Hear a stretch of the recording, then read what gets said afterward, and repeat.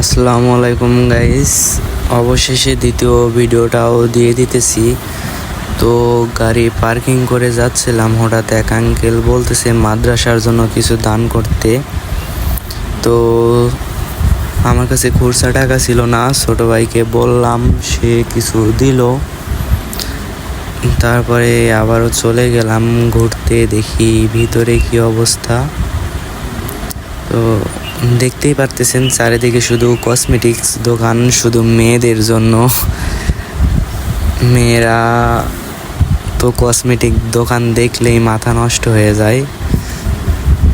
দেখেন অনেকটাই ভালো লাগতেছে ঘুরতে। তো ছোট ভাইরা শুধু বলতেছে ব্লগার ব্লগার, শুনে ভালোই লাগে আবার লজ্জাও লাগে, কারণ আমি কখনো এভাবে ভিডিও বানাইনি। তো আমার ভিডিও ভালো লাগলে লাইক কমেন্ট করে দিবেন। আপনাদের কাছে অনুরোধ, আপনাদের লাইক কমেন্ট ছাড়া কখনোই আমি উঠতে পারবো না। আমার অনেক ইচ্ছা ফেসবুক ইউটিউবে ভিডিও আপলোড দেওয়ার, কোনো ভাইরাল হওয়ার ইচ্ছা নাই। আপু ক্যামেরা দেখেই একটা হাইফাই দিয়ে দিল, থ্যাংক ইউ আপু। আসলে ক্যামেরা ধরলেই সবাই ছায়া থাকে, যার কারণে ভিডিও বানাতে লজ্জা। খালাতো ভাই বলতেছে ভাবির জন্য কিছু কিনে দেই, কিন্তু আমার তো আর কেউ নাই যে ওদেরকে বলবো দে কিনে দে, যেহেতু তোদের শখ হয়েছে। পরে বলতেছে তাহলে তোরেই একটা সানগ্লাস কিনে দিই। বললাম চল দেখি কেমন হয়। দেখি ছোট ভাই কি সানগ্লাসটা কিনে দেয়। একটা পছন্দ হয়েছে, তাও আবার আমারই। ছোটর পছন্দ লাগবে না, সে দিতে চাইছে, এটাই অনেক। পছন্দ করার দায়িত্ব তো আপনাদের। কেমন লাগতেছে? তো ছোট ভাই দেখি আর একটা চয়েস করছে।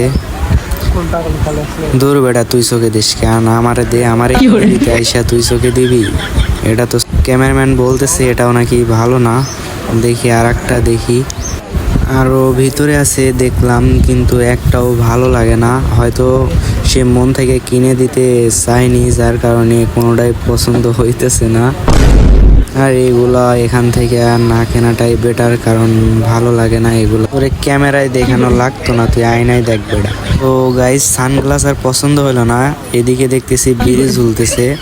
তো যারা যারা স্মোক করেন অবশ্যই একটা কিনে নেবেন, কখনোই ফুরাবে না, শেষ হবে না।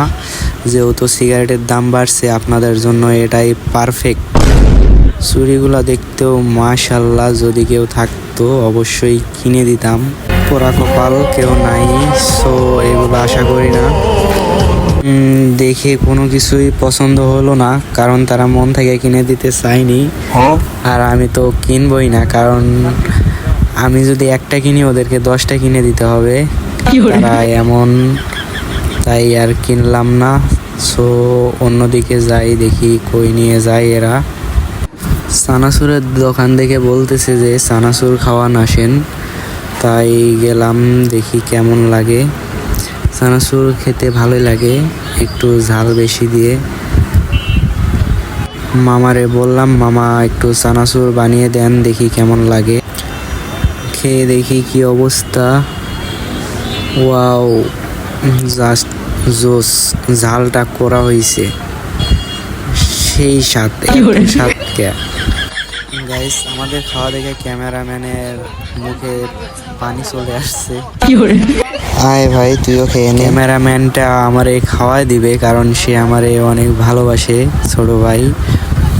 যদিও বয়সে খুব একটা ছোট না, সমবয়সী হব, তারপরে আমি ছোট ভাই করি। তো চানাচুর খাওয়া শেষ, এখন সবার ঝাল লাগছে, বলতেছে শরবত খাবো। তাই আবার শরবত খাওয়াতে নিয়ে আসলাম। দেখেন খাইতেছি কি। হালার ঘরে হালারা শুধু খাইতেই পারে আর খাইতেই পারে। আবার আমার থেকে চাস কেন? তোরটা তুই খা। এখন আবার পাখি দেখে পাখি কিনতে মন চাইতেছে, তাই দেখতে গেলাম পাখি। দেখি একটা বাচ্চা মেয়ে পাখি বিক্রি করতেছে। মেবি বলতেছে যে 120 টাকা জোড়া, মানে 2টা। ভাবলাম এখন আর নিব না, পরে নিব, কারণ এখন নামাজের সময় হয়ে গেছে। তাই চলে গেলাম নামাজ পড়তে। অনেক লোক, যার কারণে আটে না, যে জন্য এই যে আম গাছের নিচ দিয়ে এখান দিয়ে নামাজ পড়ে সবাই। দেখেন এখন প্রায় অনেক মানুষই চলে আসছে, আরও মানুষ হবে, এখনও 30-35 মিনিটের মতো সময় আছে নামাজের। জায়গা পাই না অবশেষে একটা জায়গা পাইলাম, 4 ভাই বসে পড়লাম, এখন নামাজ পড়বো। গাইস নামাজ শেষ হতে না হতে উঠে দৌড় মারছে, তার নাকি অনেক চাপছে। ভাই নামাজটা তো শেষ করবি, উঠে মারছিস দৌড়। চলেই যাব ভাবলাম এই সুযোগে একটা স্লো মোশন করে নেই, কারণ আমার তো আবার টিকটক আইডিও আছে। ও গাইস অবশেষে গাড়িটা নিয়ে আবারও বের হলাম বাড়ির উদ্দেশ্যে। এখন সোজা বাড়িতে চলে যাব। তো কেমন লাগলো আমাদের সেই তারাস থানার নওগাঁ মাজারটা অবশ্যই কমেন্ট করে জানাবেন। আর কে কে আসতে চান চলে আসবেন ঘুরতে, কারণ মাজারটা অনেক সুন্দর। সবাই ভালো থাকবেন, সুস্থ থাকবেন। আর আমার ভিডিওগুলো যদি ভালো লাগে, এমন ব্লগ ভিডিও পেতে অবশ্যই লাইক কমেন্ট শেয়ার করে দিবেন। আর কি ভিডিও চান আপনারা অবশ্যই কমেন্ট করে যান। তো বাই বাই, টাটা, আল্লাহ হাফেজ।